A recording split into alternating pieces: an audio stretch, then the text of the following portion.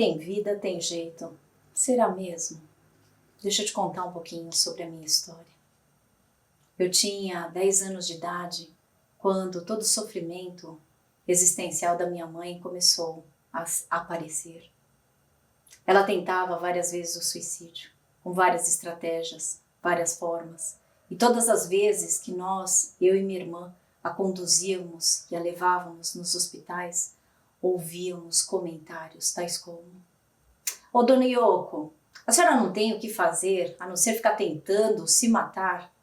Dona Yoko, a próxima vez a senhora tenta de um jeito mais efetivo para fazer com que a gente não perca mais tempo com a senhora."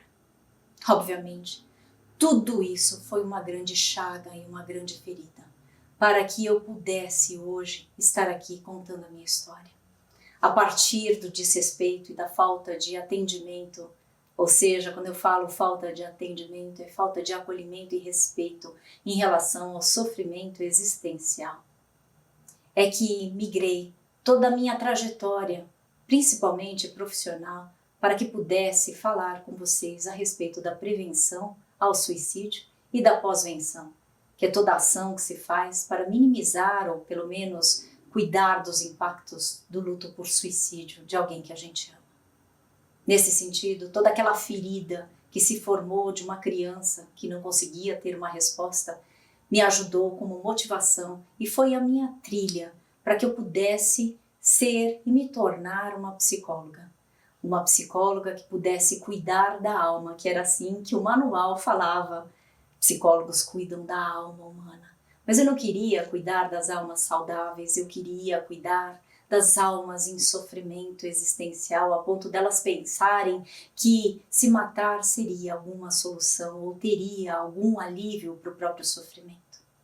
Migrei para a psicologia para que eu pudesse transformar um cenário, principalmente nas instituições de formação de profissionais da saúde, que a gente pudesse conversar a respeito dessa temática e que a gente pudesse também apreender e construir modalidades de formas de encaminhamentos, de acolhimento, principalmente quando a gente ouve que alguém quer se matar. Nesse sentido, eu me lembro que a última vez que eu ouvi a minha mãe falando para mim no telefone, eu estava grávida daquele que seria o meu primeiro filho. E ela fala que queria se matar naquele momento. E eu falo: calma, mãe, a sua hora de morrer ainda não chegou. Calma, que vai chegar assim como vai chegar para mim e chegará para todos nós. Essa é a única certeza que a gente tem, mãe. A gente não escolhe a hora da nossa morte. Nesse momento em que eu falei, eu senti uma pontada. E essa pontada significava que eu estava abortando. Precisei fazer a curetagem para retirar aquele que seria o meu primeiro filho. Depois da curetagem, a minha mãe se aproximou de mim e falou: "Você já perdeu muito comigo, com toda a tua história, Karina, de tentativas de compreensão e tentativas de me ajudar. Você pode ficar tranquila agora, porque a partir deste momento você tem uma amiga na prevenção ao suicídio e você vai ter uma parceira que vai batalhar para oferecer acolhimento e trazer uma linguagem mais respeitosa na prevenção ao suicídio." Quando eu fui autorizada nesta luta, nesse combate da prevenção do suicídio, eu resolvi migrar e ampliar o escopo do meu estudo, trazendo a possibilidade de acolher os enlutados por suicídio, daqueles que foram impactados pela morte por suicídio de alguém que eles amavam. Nesse sentido, eu me inscrevi no doutorado para que eu pudesse pesquisar o processo de luto do filho da pessoa que se matou.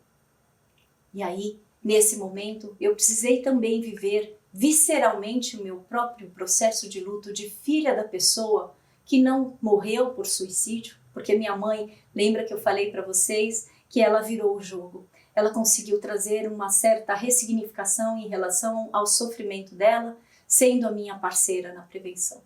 Nesse momento, então, em que ela desenvolveu uma miocardiopatia de grau importante, ela foi 18 vezes na UTI. E aí, então, ela morre no dia 12 de fevereiro de 2013. A minha defesa da tese de doutorado estava agendada para o dia 7 de maio. vivi eu novamente, visceralmente, toda aquela teoria e toda aquela construção acadêmica.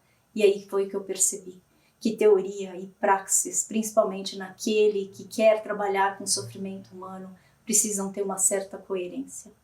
Certa coerência que também me ajudou, os meus estudos me ajudaram muito em relação ao processo de luto, me ajudaram e muito para eu conseguir entender que eu estava viva apesar da morte da minha mãe.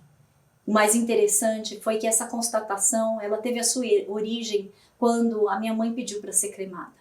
E cremada, ela fala, né, ela traz essa ideia de que ela sabia que a metáfora do meu estudo era a libélula.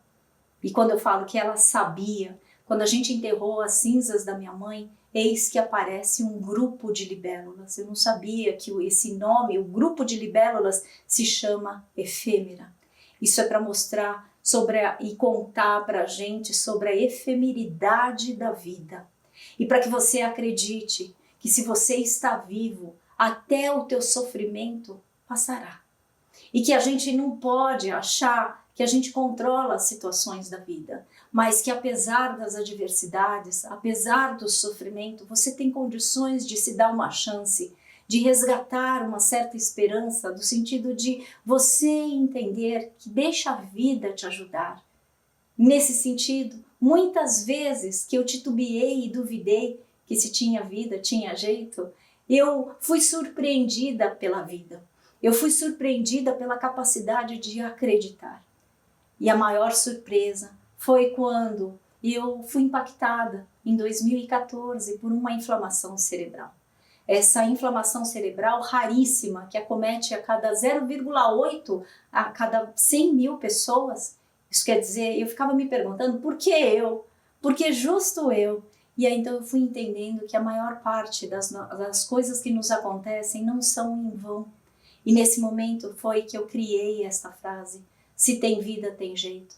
Porque foi uma época que eu chamo de tsunami existencial, talvez o meu maior tsunami existencial, porque foi furtado temporariamente os meus movimentos.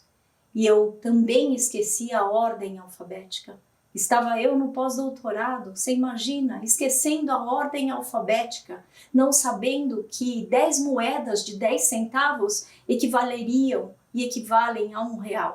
Isso quer dizer que foi uma impotência absurda, um questionamento realmente que eu continuava viva, mas eu estava um trapo. Eu me sentia em fragmentos e de novo a minha fé, ela me questionou e fez com que eu questionasse sobre a importância de eu estar viva nesse momento. E aí, estou eu aqui porque fiz uma promessa, e promessa a gente cumpre. Se Papai do Céu me desse a oportunidade de estar novamente em pé sob os meus próprios pés, se Papai do Céu pudesse me oferecer de novo o resgate de tudo aquilo que eu me empenhei na minha vida acadêmica, se eu pudesse utilizar a minha vida para ser instrumento de acolhimento, de psicoeducação, de uma linguagem mais respeitosa em relação ao sofrimento existencial. Que eu pudesse ajudar os outros a acolherem as próprias existências, eu o faria com os pés descalços. E assim nasceu a Educadora dos Pés Descalços.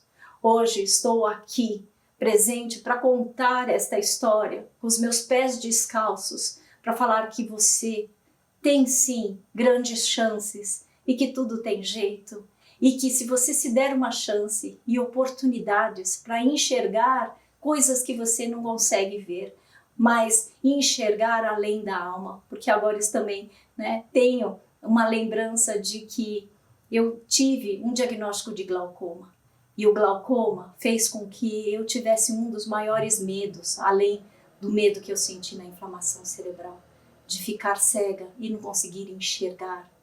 Nesse sentido, eu peço para você e te convido, enxergue além da sua visão, enxergue além da sua alma e se dê a chance, mesmo você, às vezes, titubeando na sua esperança, se dê uma chance, porque se tem vida, tem jeito.